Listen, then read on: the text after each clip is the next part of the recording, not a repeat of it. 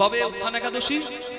যারা মার্কিন যুক্তরাষ্ট্রে বা ইউনাইটেড কিংডমে আছেন, যারা আমেরিকাতে বা ইউরোপের দেশে আছেন, লন্ডনে আছেন, তারা 1 নভেম্বর পালন করবেন। কিন্তু যারা ভারতবর্ষে আছেন গৌড়ীয় বৈষ্ণব পরম্পরায়, তারা 2 নভেম্বর পালন করবেন। 2 নভেম্বর। শ্রাস্ত মতে অনেকে 1 নভেম্বর পালন করতে পারেন, কিন্তু গৌড়ীয় বৈষ্ণব সিদ্ধান্ত অনুযায়ী, ইসকন মত অনুযায়ী এবং গৌড়ীয় বৈষ্ণব সিদ্ধান্ত অনুযায়ী, গৌড়ীয় পরম্পরায় আমরা 2 নভেম্বর পালন করব। আর পালন করব তারপরের দিন পালন করব কটা?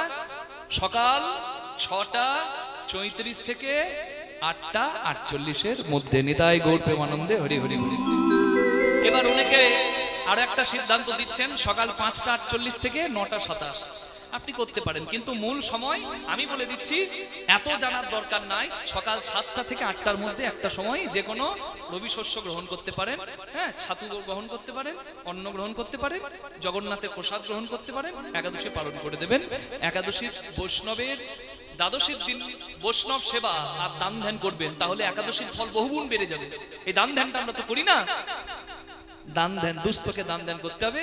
দ্বাদশীর দিনে একটু বৈষ্ণব সেবার আয়োজন করে দেবেন, বাড়িতে একটু সেবা করাবেন, একটু দান ধ্যান করাবেন, তাহলে বহুগুণ বেড়ে যাবে একাদশী পালনের ফল। নিতাই গৌর প্রেমানন্দে হরি বল হরি বল হরি বল হরি বল হরি বল হরি বল।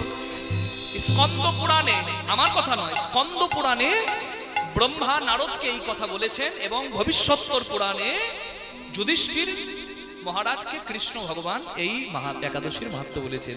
1000টা অশ্বমেধ যজ্ঞ করলে, বাজপেয় যজ্ঞ করলে যা ফল হয়, উত্থান একাদশী করলে সেই একই ফল হয়ে যায়। একাদশীর দিনে কেউ যদি নিদ্রা সংযম করে, না ঘুমায়, তাহলে তার বহুবিধ পাপ রাশি অনায়াসে নাশ হয়। নিতাই গৌর প্রেমানন্দে হরি বল হরি বল হরি বল হরি বল হরি বল হরি বল হরি বল হরি বল। যে 4টে একাদশীর কথা আপনি শুনলেন, শয়ন উত্থান পার্শ্বর ভৈমী, এই 4টে একাদশীর মধ্যে হরি বল, যে একাদশীতে সব সনাতনী হিন্দুদের সব পবিত্র কর্ম শুরু হয়ে যায়, সেই একাদশীটার নামই হচ্ছে দেবোত্থান একাদশী। নিতাই গৌর প্রেমানন্দে হরি হরি হরি বল। উত্থান একাদশী হরি বল, বা দেব প্রবোধিনী একাদশী, উত্থান একাদশী। আষাঢ় মাসের শুক্লপক্ষের একাদশীতে ভগবান শয়নে যান, যার নাম শয়ন একাদশী। তার ঠিক 2 মাস পরেই ভগবান পাশ পরিবর্তন করে। কেন? একভাবে তো ঘুমিয়ে থাকা যায় না গো, এদিক ওদিক করতে হবে না একবার। ভগবান পাশ ফেরে, ওই জন্য নাম হচ্ছে পার্শ্ব একাদশী। এই পার্শ্ব একাদশী পরে ঠিক 2 মাস পরে আবার আসে চাতুর্মাস্য ব্রতের, ঠিক এই 2 মাস পরে আসে আবার উত্থান একাদশী। মানে কি?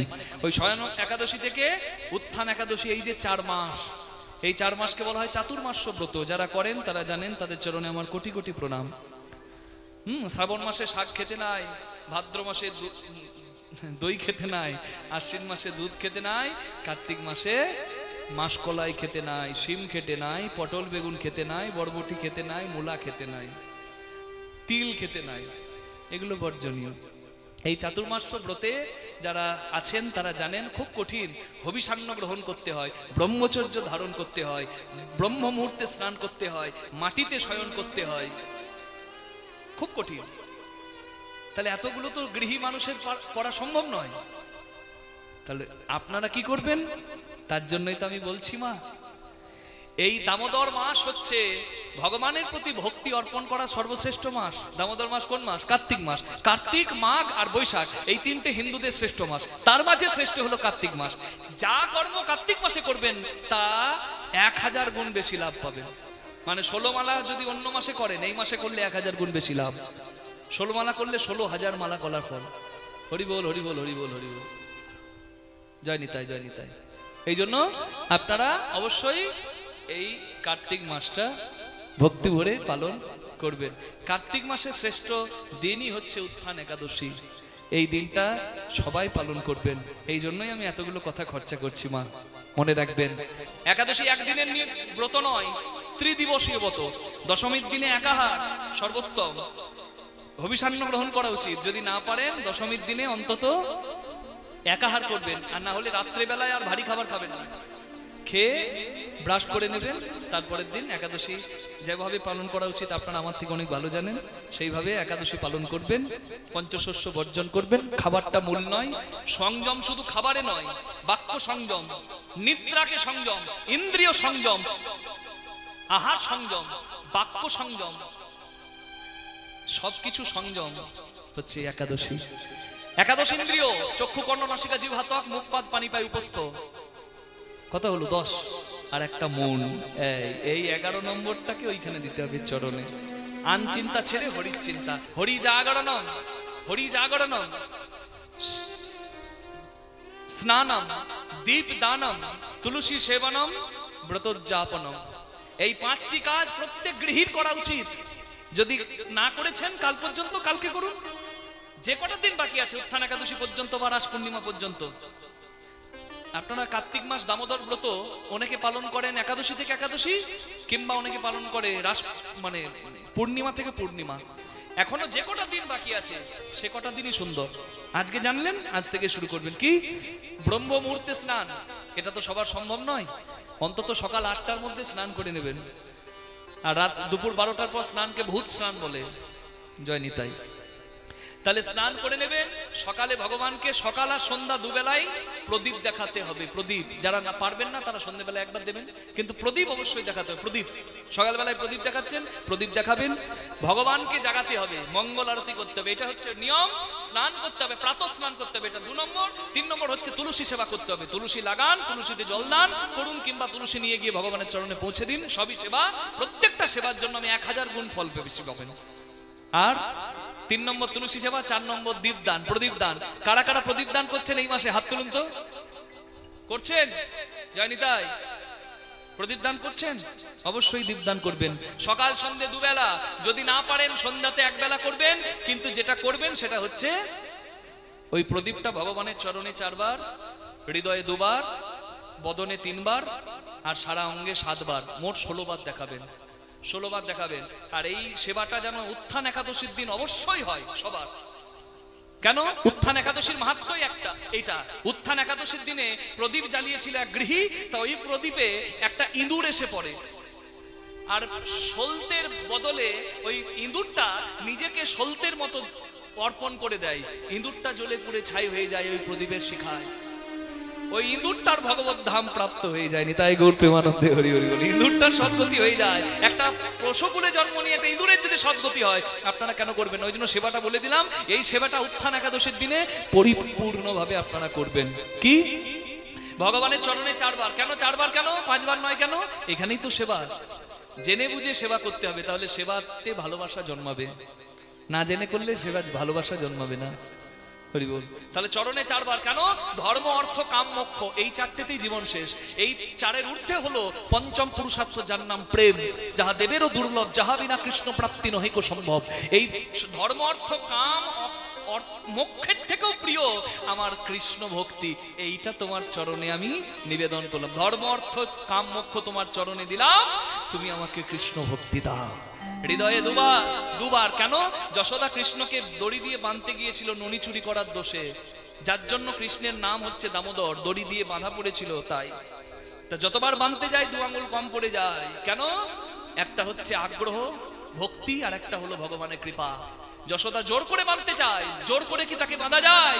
অধরা হরি তারে কে ধরিতে পারে, কে ধরিতে পারে, সে যে অধরা হরি তারে কে ধরিতে পারে, অধরা হরি তারে কে ধরিতে পারে। সে অধরা, নিজে না দিলে ধরা, কারণ সামর্থ্য নাই তাকে ধরবে। তাহলে এই যে 2 আঙ্গুল কম পড়ছিল, কেন? ভক্তিতে বাঁধতে চাইনি, অহংকারে বাঁধতে চেয়েছিল, যে তুই দোষ করবি তোকে আজকে বেঁধে রাখবো। কিন্তু যখন বাঁধতে পারলো না, যশোদার চোখে জল পড়লো। যশোদা বলছে, আমি জানি তোর মধ্যে দৈব শক্তি আছে, কিন্তু আমি তোর মা, তুই দোষ করলে আমি শাস্তি দিতে পারবো না, এইটুকু অধিকার আমার নাই। তাহলে আজ থেকে তুই আমাকে মা বলবি না, তুই আমার গোপাল নোস। এই যখন যশোদা যখন কাঁদছে, কৃষ্ণ তখন হাত দুটো বাড়িয়ে দিল, মা এই নাও আমাকে বাদ দাও। এই চোখের জল পড়লো মানে কি? ভক্তি বিগলিত হলো।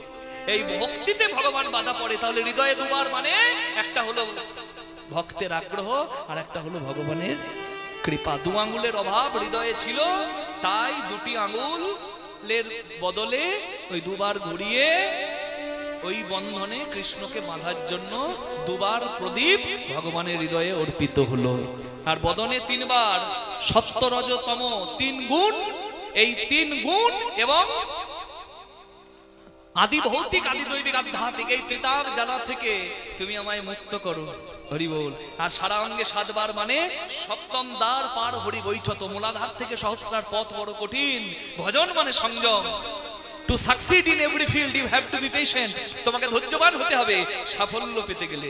বিরাট কোহলির কালকে বিশ্বকাপ ফাইনাল ম্যাচ, আর তার আগের দিন যদি বিরাট কোহলি সংসারী তো যদি নিজের সংযম নষ্ট করে, বিরাট কোহলিও ওই খেলা খেলতে পারবে না। তাই সংযমী হতে হবে। চৈতন্য মহাপ্রভু বলেছেন, মর্কট বৈরাগ্য না করো লোক দেখাইয়া, যথাসাধ্য ভুঞ্জ বিষয় অনাসক্ত হইয়া। বানরের বৈরাগী হইও না, তার থেকে বরং বিষয়ী হয়ে সংযমে বিষয়ে থাকো। বানরকে যতই ট্রেনিং দেন, বানর যদি একটা বানরই দেখে না, লেজ তুলে লাফাবে। হরি বল হরি বল। ঠিক তেমনি জগতে মালা নিয়েছে বৈষ্ণব সেজে তিলক সেবা করে জগতে বহু মানুষ বেরাচ্ছে, কিন্তু বৈষ্ণবী দেখলে নিতাই গৌর হরি বল সব গন্ডগোল করে দিচ্ছে। বৈষ্ণব নিন্দা অপরাধ, কিন্তু ওই কিছু দু একজন অবৈষ্ণবের জন্য প্রকৃত সাধু বৈষ্ণবদেরও কলঙ্ক হচ্ছে। নিতাই গৌর প্রেমানন্দে হরি হরি বল। তাই সংযম খুব দরকার। হরি ভজন বড় লেঠা, হরি সাধন বড় মিঠা। হরি ভজন করবি যদি জল মরকচাই ওঠা, মানে ওপরে ওঠা। এটা হচ্ছে সংযম। পিতৃধন মাতৃধন নারী পুরুষের মূল্যবান ধন। 40 বিন্দু রক্তের বিয়ানে হয় 1 বিন্দু ব্রহ্মবস্তুর উৎপাদন। সেটি ধ্বংসের ধন নয়। ফুল ফল জগতে দরকার কৃষ্ণ সেবার তরে। তাই সংসারী মানুষ পুত্র কন্যা রেখে যাবে সংসারে হরি ভক্তির তরে, হরি সেবার তরে। কিন্তু রাঁধুনি হইবি ব্যঞ্জন রাঁধিবি, হাড়ি না ছুইবি তাই। পতঙ্গের জালে মাতঙ্গ বাঁধিবি, প্রীতি পাইবি তাই। রাঁধুনি পাকা হলে তেল মশলা নুনের মাপ জানে। যন্ত্রী যন্ত্রের ব্যবহার জানলে তবেই মন্দির ভালো থাকে। পাকা রাঁধুনি মাপ জানে। ঠিক তেমনি গুরু কৃপায় শিষ্য মন্দিরটাকে ভালো রাখতে জানে। জয় রাধে জয় রাধে। এগুলো আমি গুরু ঘরের কথা বললাম না, জয় নিতাই। মূল কথা হলো সংযমী হতে হবে। তাহলে এই যে 7 বার দেখালাম, সপ্তলোক ভূলোক ভুবলোক স্বর্গলোক তপলোক জনলোক মহলোক সত্যলোক, এই সপ্ত ভুবন আমার প্রয়োজন নাই। মোক্ষ চাই না, কৃষ্ণ ভক্ত ভক্তি চাই। মোক্ষের থেকেও প্রিয় কৃষ্ণ ভক্তের কাছে কৃষ্ণ ভক্তি।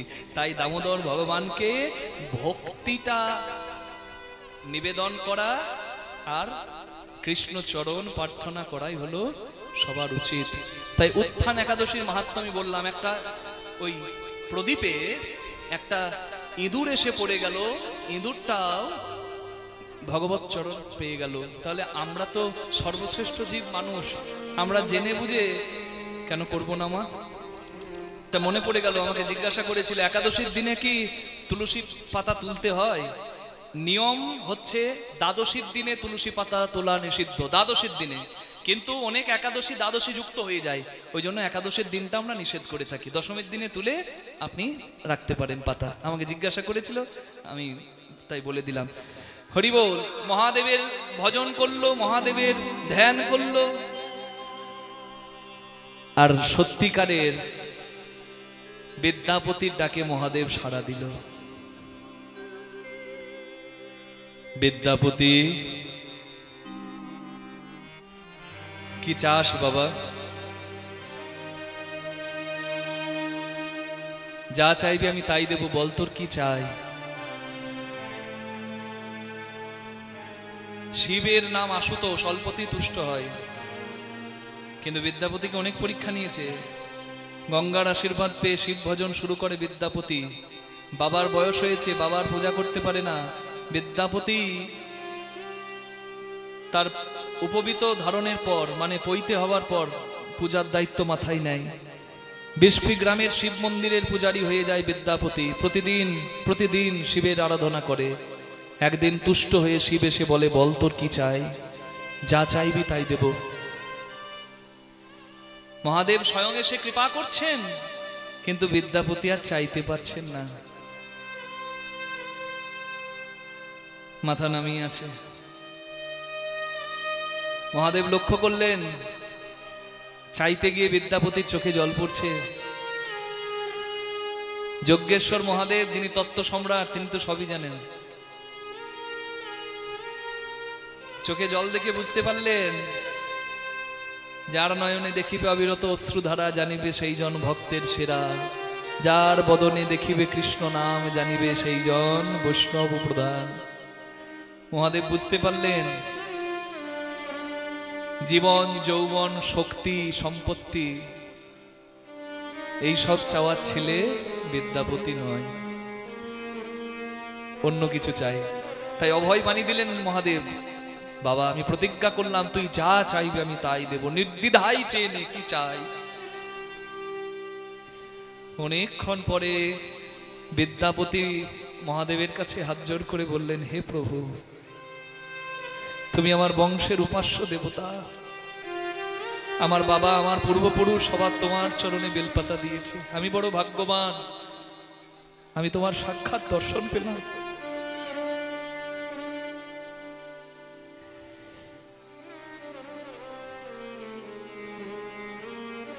আমি শুনেছি বৈষ্ণবের আশীর্বাদ না হলে হরিভক্তি হয় না। আমি যদিও শিব পূজারীর ঘরে জন্মেছি, কিন্তু আমার মনের বড় সাধ, যার নাম তুমি পঞ্চমুখে গাও আমিও তার নাম গাইব। তুমি তো বৈষ্ণব শ্রেষ্ঠ বাবা, তুমি আমায় আশীর্বাদ করবে না? আমি হরি ভজন করতে চাই।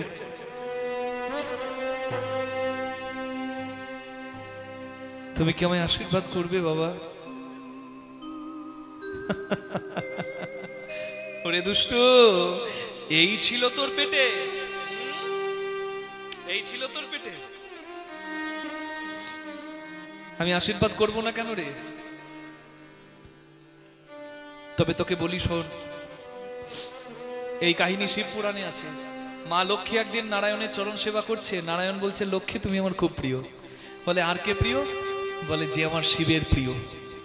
মা লক্ষ্মী বলে, তাহলে আমি যদি শিবের পূজা করি তুমি খুশি হবে হে নারায়ণ? বলে, আমি খুব খুশি হব। বৈকুণ্ঠে মা লক্ষ্মী শিব পূজা করে 108টা পদ্ম দিয়ে প্রতিদিন। একদিন শিব পরীক্ষা করার জন্য 2টো পদ্ম লুকিয়ে নিল। মা লক্ষ্মী পূজায় বসে দেখে 2টো পদ্ম নাই।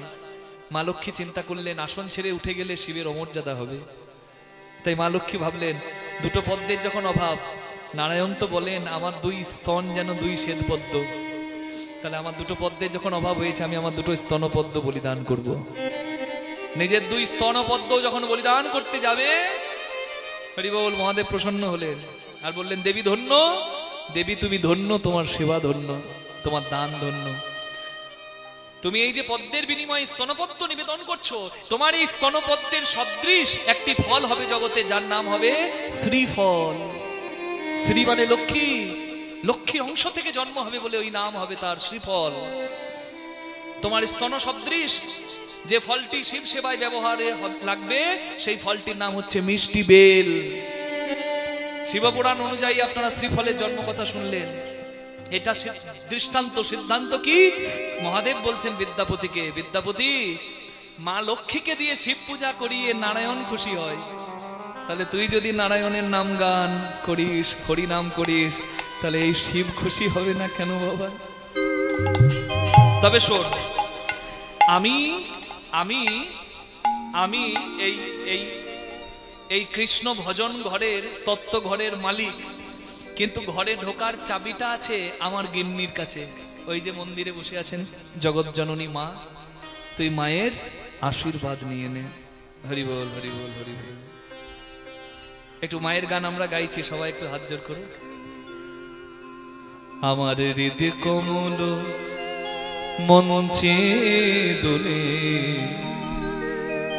করালো বদনী শ্যামা।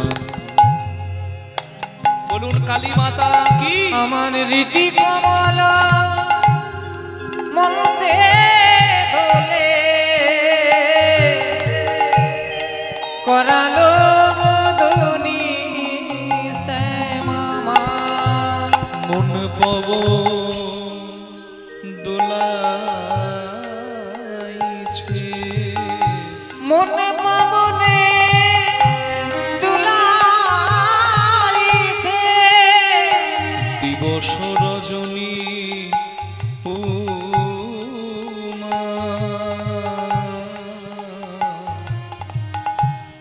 হৃদ কমল মনতে দোলে করালো বদনি শ্যামা মা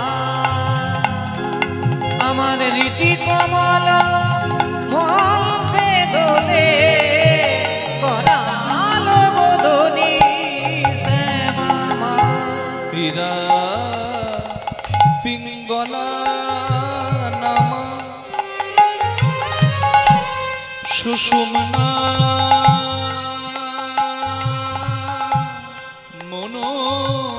মনোরমা হীরা পিঙ্গলা নামা সুষুম্না মনোরমা হীরা পিঙ্গলা নামা সুষুম্না মনোরমা হীরা পিঙ্গলা নামা সুষুম্না মনোরমা তার মধ্যে গাথা তার মধ্যে গাথা শ্যামা সে যে ব্রহ্ম সনাতনী উমা মা গো রীতি কমল মনতে দোলে করালো বদনি শ্যামা মা জয়ন্তী মঙ্গলা কালী ভদ্রকালী কপালী দুর্गा शिव समाधात्री स्वाहा स्वाहा नमोस्तुते कनक भूधर शिखर वासिनी चारु चंद्रिका चय हासिनी दशनु कोटि विकास भंगिम तुलित चंद्रकले अष्टभैरवि संगशालिनी करो कपाल कदम्ब मालिनी अष्टभैरवि संगशालिनी करो कपाल कदम्ब मालिनी तनुज शोणित पिशीत वर्धित तारण प्रबले मा এই গান বিদ্যাপতি লিখেছেন একটু হাত জোড় করুন তাই যেমন দেবী ভাগবত শ্রী শ্রী চণ্ডী অনুসারে আমাদের দুর্গাপূজা হয় ঠিক তেমনি বিদ্যাপতির লেখা দুর্গা ভক্তি তরঙ্গিনী অনুসারে বিহারে দুর্গাপূজা হয় চিন্তা করুন কিরকম পণ্ডিত দুর্গাপূজা যার সিদ্ধান্ত অনুযায়ী হয় তিনি লিখেছেন প্রণতি বিদ্যাপতি কৃতস্তুতি সকল পাপ কলা পরিচ্যুতি দোষিতে শিব সিংহ ভূপতি कामना फल दे माँ माँ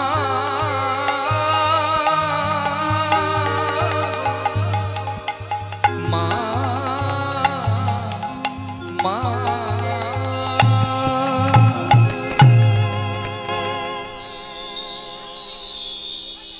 विद्यापति आशीर्वाद करी बाबा তোর কৃষ্ণ ভক্তি হবে আমি মা যোগমায়া রূপে কাত্যায়নী রূপে গোপী গোবিন্দের মিলন করিয়েছিলাম আমি তোকে আশীর্বাদ করছি সবাই আমার কাছে চাই ধনং দেহি যশং দেহি তোর ধন হবে তোর যশও হবে হরি বল তোর ধন হবে তোর যশ হবে আর তোর কৃষ্ণ ভক্তিও হবে আহা জগৎ জননী মায়ের কৃপা বিদ্যাপতি গঙ্গা মায়ের কৃপা পেল মহাদেবের কৃপা পেল মা দুর্গার কৃপা পেল কালীর কৃপা পেল আহা কি জীবন এই সবার আশীর্বাদ মাথায় কুড়িয়ে নিয়ে এইবার কৃষ্ণ ভজন শুরু করলো একই কথা চৈতন্য চরিতামৃতে বলা আছে আমি যেমন নিজে কালী পূজা করলাম আমার বাড়ির কালী পূজা হয় আমি করি এই বছর পারিনি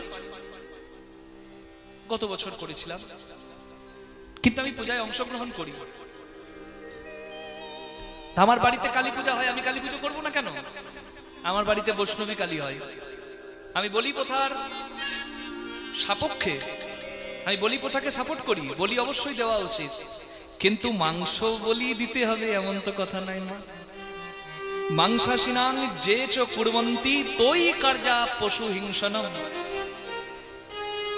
কোথায় লেখা আছে? দেবী ভাগবত।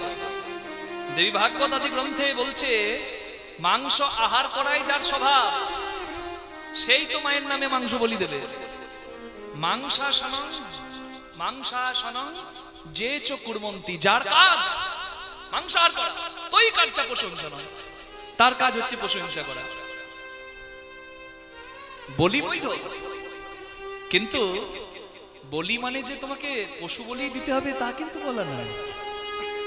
তাই জ্ঞানের আলোতে সবাই এসেছেন।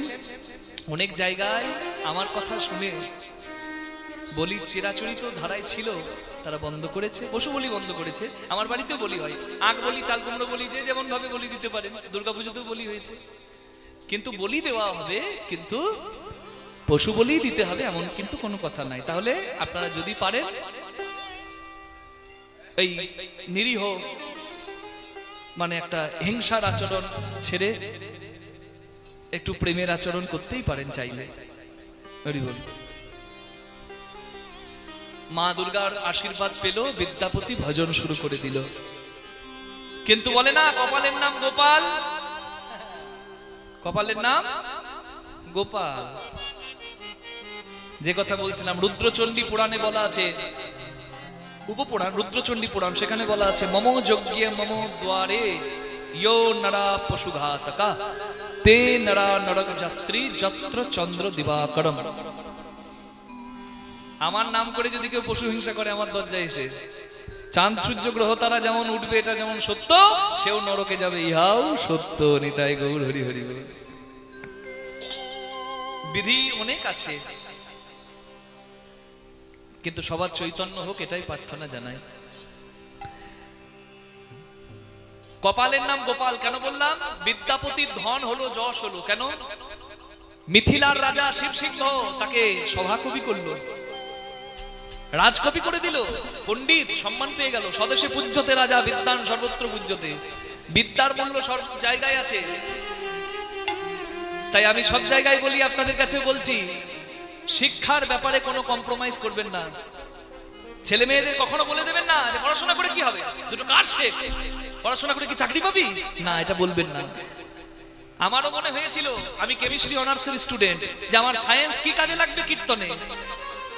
কিন্তু ওই যে সায়েন্সের পড়াশোনা করতে গেলে ইংলিশটা ভালো জানতে হবে, ওইটা আমার কাজে লেগে গেল বিদেশের মাটিতে। জানেন, আমি এই পদাবলীর ব্যাখ্যা ইংলিশে করতে পারলাম। তাহলে আমার বিদ্যা কোন জায়গায় কাজে লেগে গেল, আমার তো জ্ঞান চক্ষু খুলে গেল। তাই আমি সবাইকে বলি, শিক্ষা অবশ্যই দরকার। শিক্ষার মূল্য নিশ্চয়ই আছে, নিশ্চয়ই আছে। কখনো চাকরি দিয়ে আর ক টাকা রোজগার করছে তা দিয়ে শিক্ষার বিচার করবেন না। শিক্ষার মূল্য আছে। স্বদেশে পূজ্যতে রাজা বিদ্যান সর্বত্র পূজ্যতে। বিদ্যার পুজো বিশ্ব জোড়া হবে। দেশে পূজা নাই পেলেন, জগৎ অপেক্ষা করছে আপনার জন্য, জানি তাই।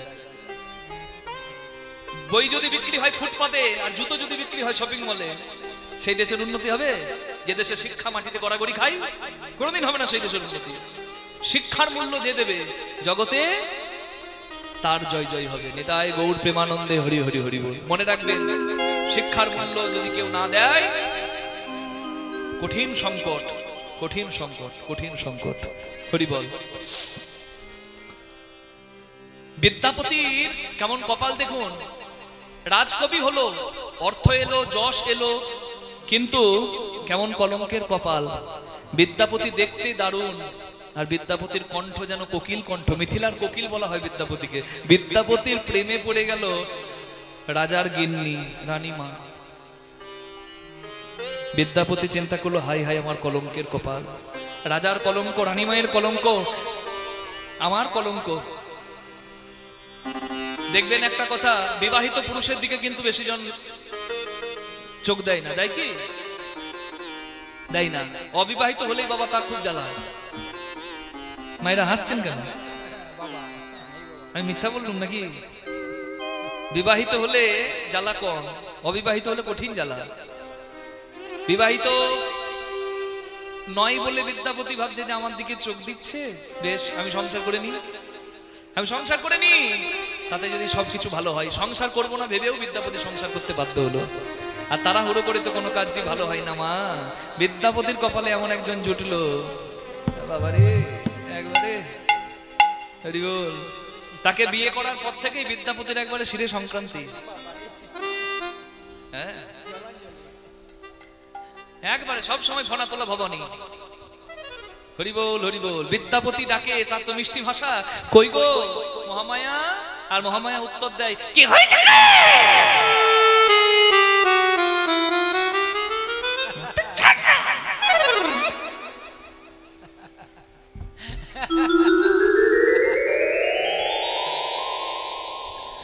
বিদ্যাপতি ভাবে, হায় আমার কপাল, কপালে এই ছিল। রাধারানীর যদি জটিলা কুটিলা বাদিনী থাকা সত্ত্বেও কৃষ্ণ ভজন হয়, আমারও হবে। ভদ্রপুর বেলায় বিদ্যাপতি কৃষ্ণের পদ গাইছে, আর লুকিয়ে লুকিয়ে জানলা দিয়ে একটা ভিখারি তার গান শুনছে। আপনারা যদি বুঝতে পেরে যান এই ভিখারিটাকে, তাহলে আজকে লীলা শোনা সার্থক হয়ে যাবে। তাতল সৈকতে বারি বিন্দু সমা সুতমিত রমণী সমাজে, সুতমিত রমণী সমাজে। तातल सैकते परिबिंदु सम सुतमित रमणी समाजे, सुतमित रमणी समाजे। तोहे बिसरी मन ताहे समर्पलु, अब मुझू हब कोन काजे, अब मुझू कोन काजे। तातल सैकते बारी बिंदु सम सुतमित रमणी समाजे, सुतमित रमणी समाजे। আজকে আপনারা এই পদ শুনছেন, বিশ্বাস করুন মা, এক বিন্দু যদি আমি মিথ্যা কথা বলছি তাহলে আমার মুখ থেকে আর কীর্তন বের হবে না।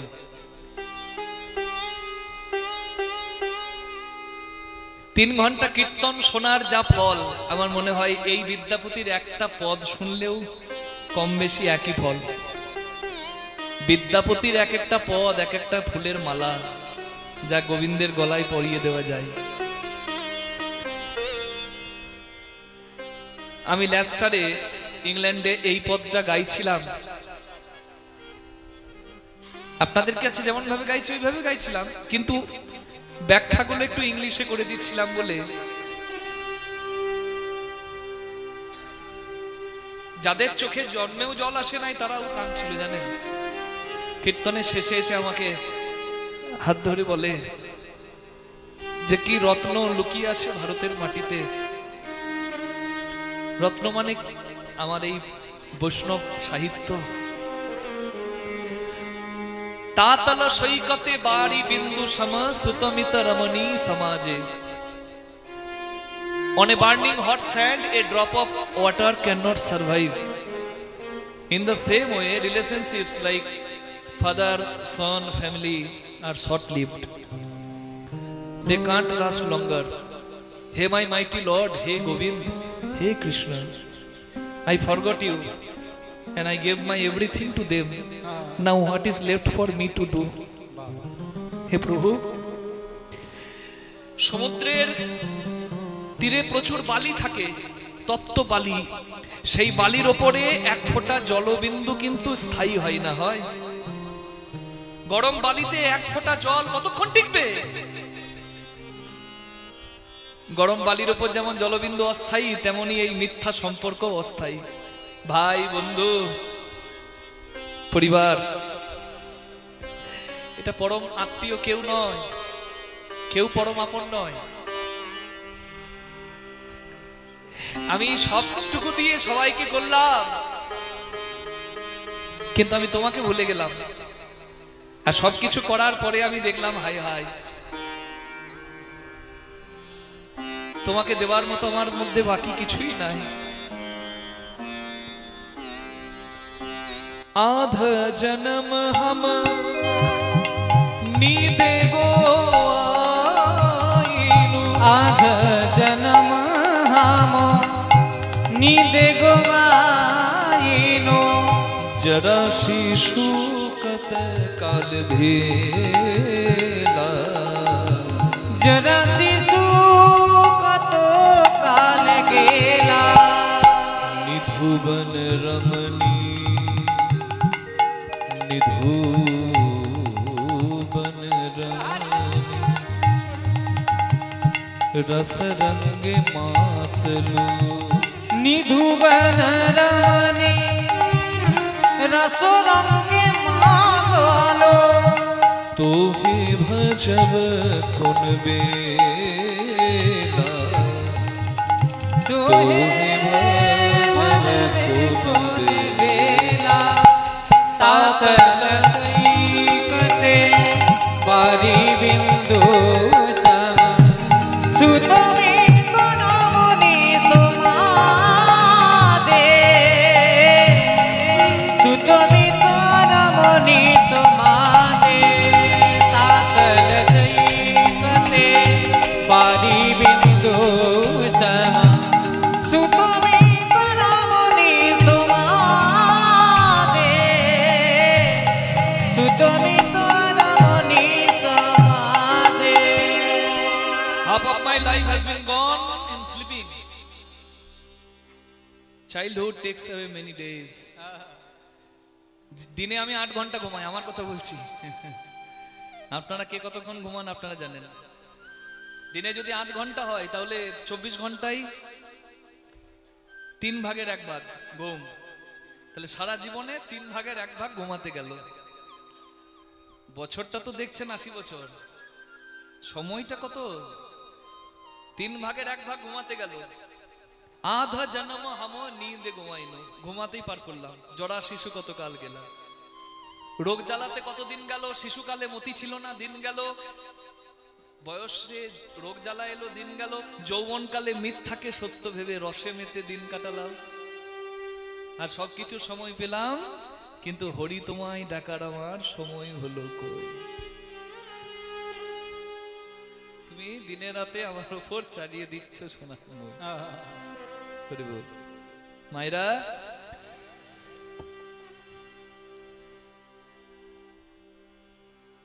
कत चतुरानन मरी मरी जावत, कत चतुरानन मोरी मोरी जानत, ना तुआ आदि अवसाना, हे माधव ना तुआ आदि अवसाना, तो हे जनमी पुनः तो हे समावता, ओ हे जननी पुनः तो हे समावता, सागर लहरी समाना, हे माधव सागर लहरी समाना। कत चतुरानन मरी मरी जावता, ना तुआ आदि अवसाना। চতুরানন কে? ব্রহ্মা। কত ব্রহ্মা বিধাতা এলো আর গেল। তোমার লোমকূপ থেকে জন্ম নিয়ে কত ব্রহ্মা এলো আর গেল। তোমার আদি অন্ত তপস্যা করে ধ্যান করেও জানতে পারলো না।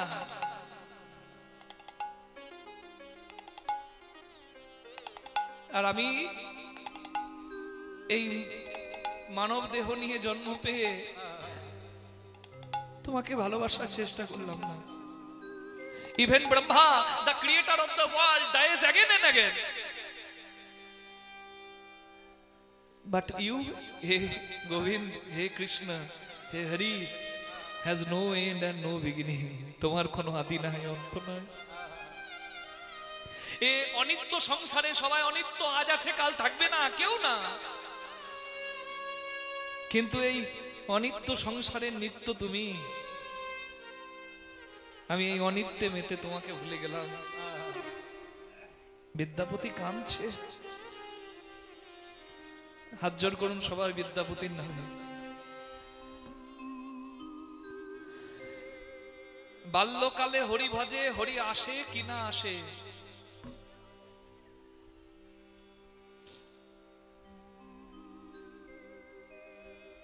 বাল্যকালে হরি ভজে, হরি ভজে, হরি পাওয়ার আসে। যৌবনকালে হরি ভজে, হরি আসে কি না আসে? বৃদ্ধাকালে হরি ভজে, জমের তরাসে।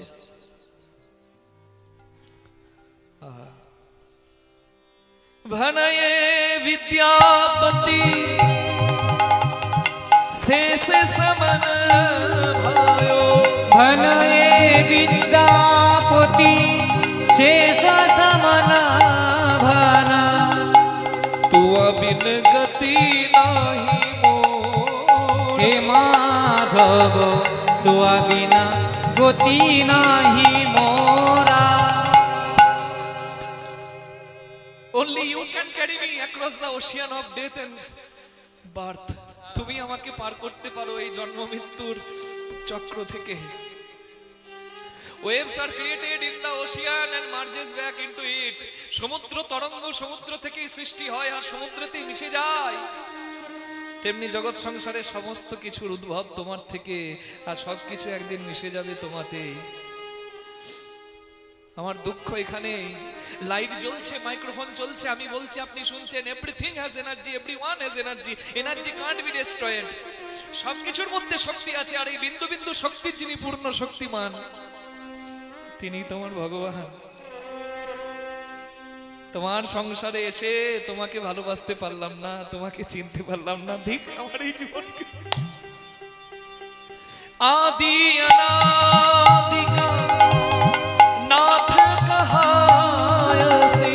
आदि अनादि का नाथ कहायोसी।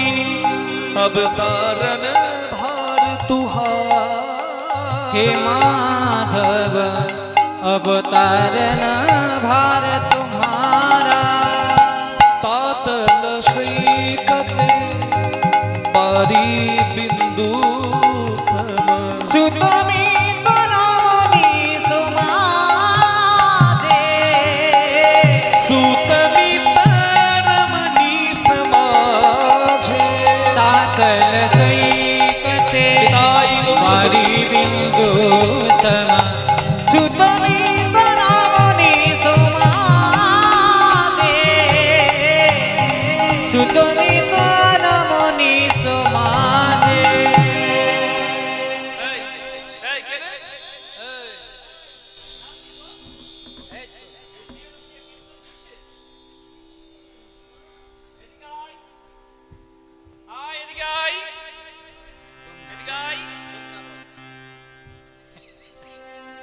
আমার ঘরের জানলা দিয়ে লুকিয়ে লুকিয়ে আমার কীর্তন শুনছে ছেলে কোথাকার।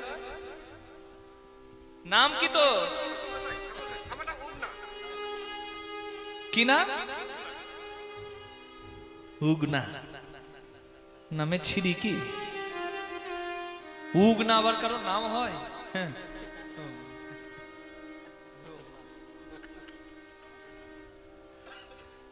উগনা, সে নাম যাই হোক।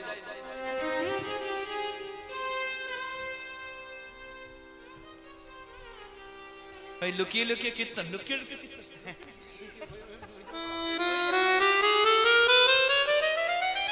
লুকিয়ে লুকিয়ে কীর্তন শুনছে।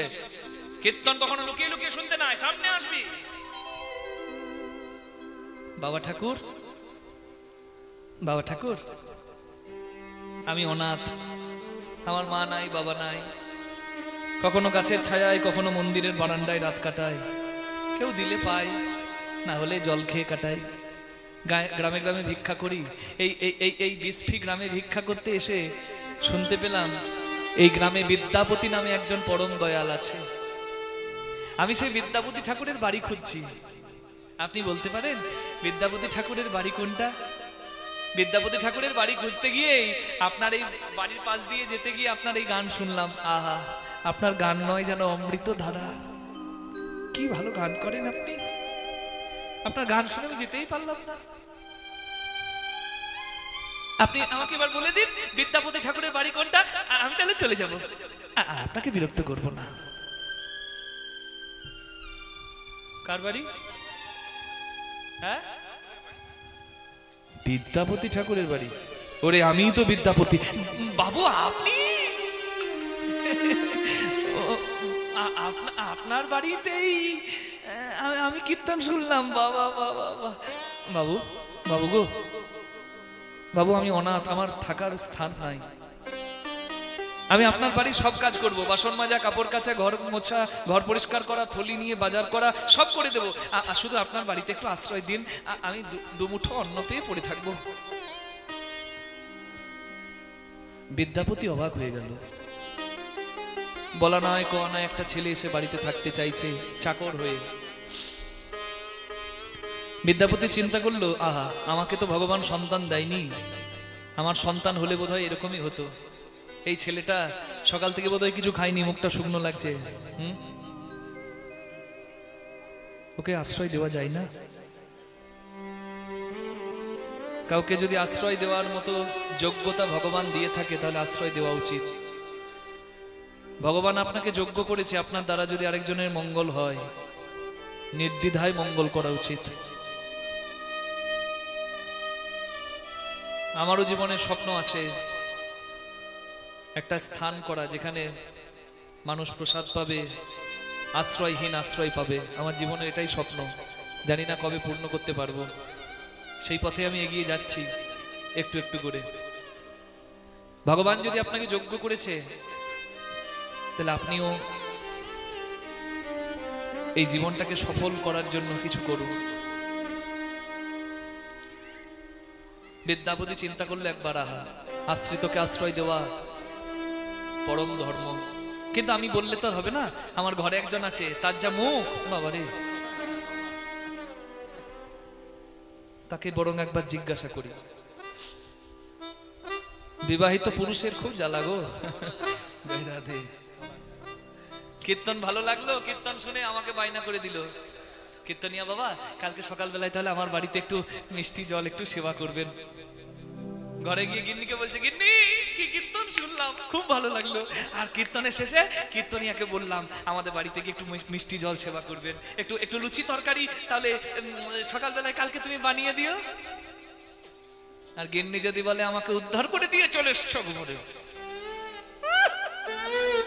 কীর্তনিয়াকে বলে দিয়ে চলে এসছি, লুচিগুলো বেলবে আমার দাদু এসে বেলবে নাকি, কে উদ্ধার করে চলে এসছে আমাকে একবার। তাহলে হয়ে গেল, তাহলে হয়ে গেল সংসার। খেপা খেপি যদি ঠিক না হয়, খেপা খেপির যদি সংসার না হয়, দুজনকে এক কাজ করতে হবে, চাকরি করতে হবে, কোনো দরকার নাই। দুজনের যদি মতিগতি এক হয় তাহলে সংসার আনন্দের হবে না। তাই গৌর হরিব ভজনের সঙ্গিনী খুঁজুন একটা, জীবন সুন্দর হয়ে যাবে। আর বাকি কিছু দেখতে যাবেন যেগুলো দুদিনের, জয় রাধে, সারা জীবন কানতে হবে। হরিবল হরিবল হরিবল। হ্যাঁ, যারা বিয়ে করেনি তাদের জন্য বলে দিল, জয় রাধে নাকি ভাই। হরিবল হরিবল হরিবল।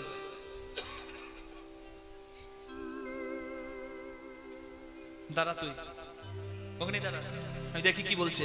কই গো গিন্নি, একবার এসো তো, এই দেখা এই ছেলেটা আমার ঘরে একটু আশ্রয় চাইছে, দুটো পেটের ভাতে পড়ে থাকবে আর সব কাজ করবে। কই গো ঘুমিয়ে গেলে নাকি, এবার দেখো। আর সবে কাঁচা ঘুম লেগেছিল মা চোখে, আর ঘুমটা ছেড়ে গেছে, বুঝতে পারছেন তো, একবারে রক্ত মাথায় উঠে গেছে। একবারে ছুটে এসে বলছে, সাপের পাশ পাতা গেছে।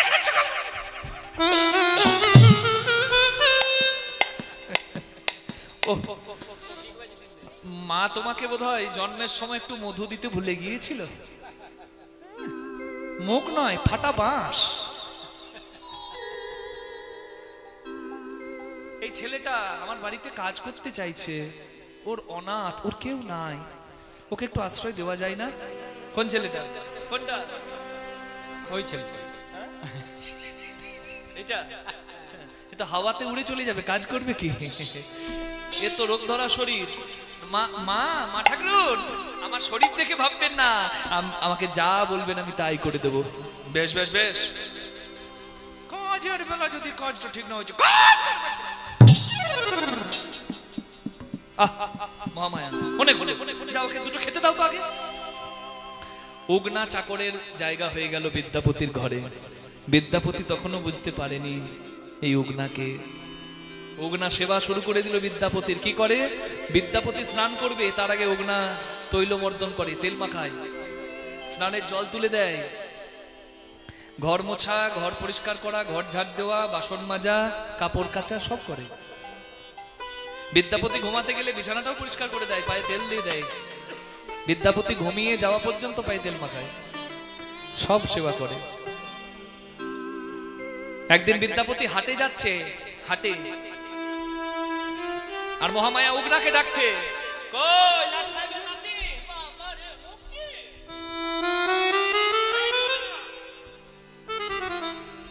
মা আমাকে ডাকছেন? মা মা গো,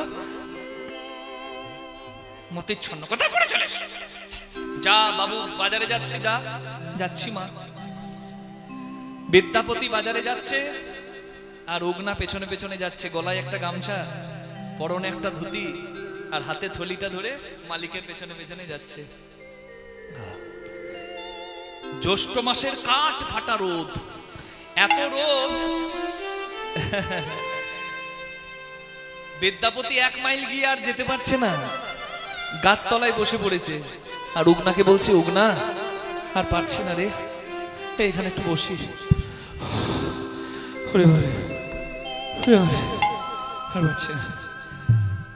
বিদ্যাপতি বসেছে গাছের শিকড়ে আর চাকর উগনা বসেছে তার নিচে মাটিতে, এইভাবে। বিদ্যাপতি বলছে, উগনা বৃথা সময় নষ্ট করতে নাই, এইটুকু সময় পেয়েছি, আমার একটা গোবিন্দের পদ মনে পড়েছে, আমি গাই। গাও বাবু। আপনার গান নয় জানো, অমৃতের বৃষ্টি, আমিও শুনি। আমার গান কি তুই বুঝবি? বুঝিয়ে বললে কেন বুঝবো না? বলে তবে শোন। হে মাধব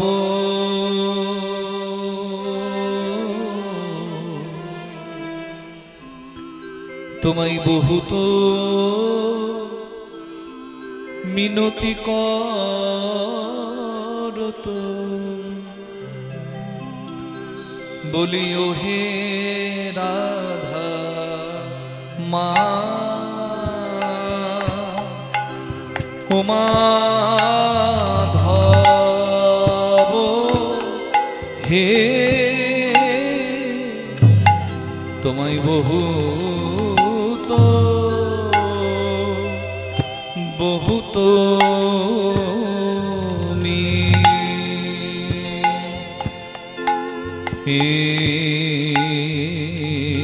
মিনতি, বহুত মিনতি করু তো হে, বলিও হে রাধা মা, ও মাধব এই নিবেদন তব পাই হে, আমায় চরণ ছাড়া করো না হে, এই নিবেদন তব পাই হে, আমায় চরণ ছাড়া করো না হে, এ নিবেদন তব পায় হে, চরণ ছাড়া করো না হে, নিবেদন তব পায় হে, বলিও হে রাধা মাধব। কৃষ্ণপদে মতি হোক মা। যারা আমার মাতৃতুল্য, যারা আমার গুরুজন, আমার পাঁচ হবেন না মা, আমি সন্তান তুল্য, আমাদেরকে আশীর্বাদ করবেন যেন শেষ জীবন হরিনাম গাইতে পারি। মধ্যম 10 কষি তাল, 10 কষি ঘরের গান। উগনা কিছু বুঝতে পারছিস? ও বাবু, এ আমি কিছুই বুঝছি না। ও হে রাধা মা, কি বুঝবো? তবে গোবিন্দের মাধবের গান গাইছেন আমি বুঝতে পেরেছি। আপনি কৃষ্ণ ভগবানের গান করছেন না বাবু? ঠিক ধরেছিস। আচ্ছা, তাহলে কৃষ্ণ ভগবানকে কি দিতে হয়? ডাকতে গেলে কি দিতে হয়? দেহি তুলসী তিল দেহ মন সমর কলু। আমার দেহি তুলসী তিল দেহ মন সমর্পিন। দেহি তুলসী তুলসী তিল আমার দেহ মন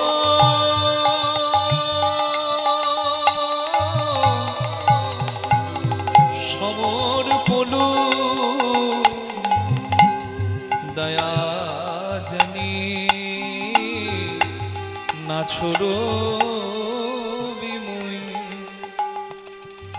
আমায় দয়া ছেড়ো না হে। যেন আমায় দয়া ছেড়ো না হে। মাধব আমি চির অপরাধী বলে, আমায় দয়া ছেড়ো না হে। আমি চির অপরাধী বলে, আমায় দয়া ছেড়ো না হে।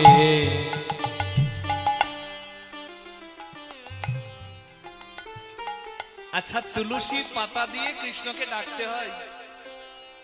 কারোর যদি তুলসী পাতা না থাকে বাবু, সে কি আর ডাকতে পারবে না? বিদ্যাপতি চিন্তা করছে চাকর হলে কি হবে? বেটার প্রশ্ন ভালো। বলে তুলসী পাতা যদি থাকে তাও ভালো, যদি না থাকে তাও ভালো। ভক্তি হবে চন্দন, মন হবে তুলসী, আর চোখের জলই হবে গঙ্গা জল। আচ্ছা, কি কি গুণ লাগে? মানে কৃষ্ণ ভগবানকে ডাকতে গেলে কি কি গুণ লাগে?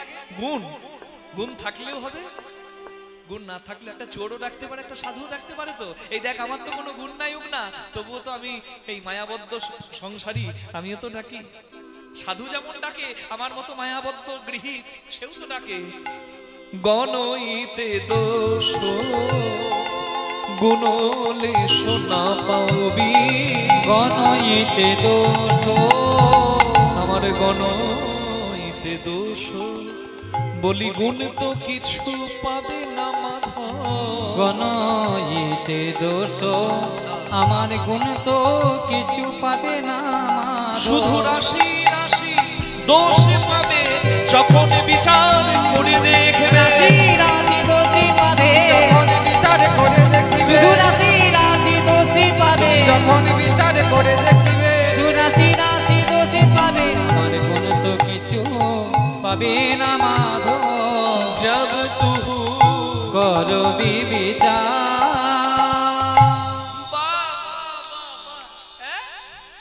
মানে একটা সাধুও যা, একটা চোরও তাই।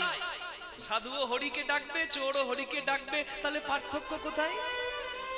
আর ভগবান কেন সবাইকে কৃপা করবে? সাধু প্রিয়জন, সাধুকে না হয় কৃপা করবে, একটা চোর তো পাপী, তাকে কেন কৃপা করবে? শ্রীমদ্ ভাগবতে পরিষ্কার বলা আছে, even if a person is sinner before but he is now fully dedicated to Lord Krishna, you have to consider him as a sant. Hey Arjun, hey mighty Anduan, hey Dhanudhari Arjun, you have to consider him as a sant. তুমি বাধ্য তাকে সাধু বলে গণ্য করতে। কাকে? even if a person is sinner before, যদি একটা মানুষ পূর্বে পাপী ছিল, but he is now fully dedicated to Lord Krishna, এখন বর্তমানে সে সদাচারী হয়ে গেছে, you have to consider him as a sant. তুমি তাকে সাধু বলেই মানবে। কে বলছে? কৃষ্ণ অর্জুনকে বলছে, গীতাই বলা। হরি বল। ক্ষিপ্তম ভবতি ধর্মাত্মা শস্য শান্তি নিগচ্ছতি অর্জুন প্রতি জানি নমে ভক্ত প্রণশ্যতি। ভীষ্ম যখন অর্জুনকে বাণ মারছে, অর্জুনের মৃত্যু সামনে, তখন কৃষ্ণ ভগবান যুদ্ধ করব না বলেও রথের চাকাটা ধরে এগিয়ে গিয়েছিল তো বাবা, নিতাই গৌর হরি হরি বল, অর্জুনকে বাঁচাতে।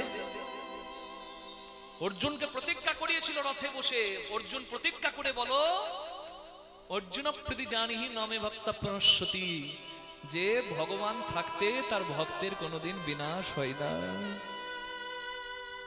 কৃষ্ণ থাকতে অর্জুনের বিনাশ হবে?